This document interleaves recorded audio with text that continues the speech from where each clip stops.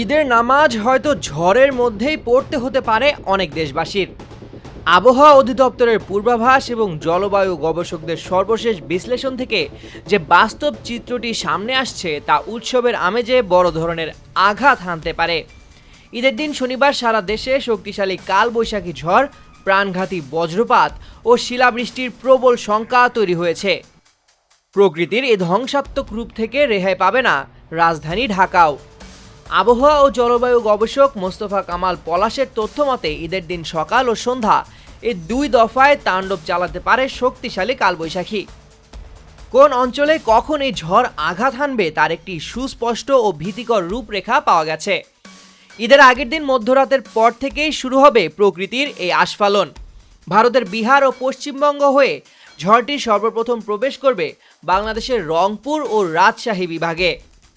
রাত 12টা থেকে ভোর 6টার মধ্যে এই উত্তর ও পশ্চিম অঞ্চলগুলোতে ব্যাপক তাণ্ডব চলতে পারে। নোভা এলইডি টিভি, ঝকঝকে ছবি, নিখুঁত শব্দ, 5 বছরের ওয়ারেন্টি। নোভা মানি সঠিক মান, নিশ্চিত সেবা। সবচেয়ে বড় শঙ্কার বিষয়টি হলো সকালের সময়টুকু।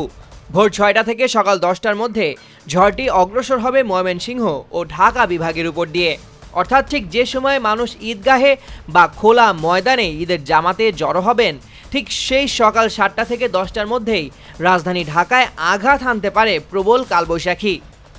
এটি ঢাকা ও এর আশেপাশের জেলার মানুষদের জন্য চরম দুর্যোগপূর্ণ এক পরিস্থিতির সৃষ্টি করতে পারে।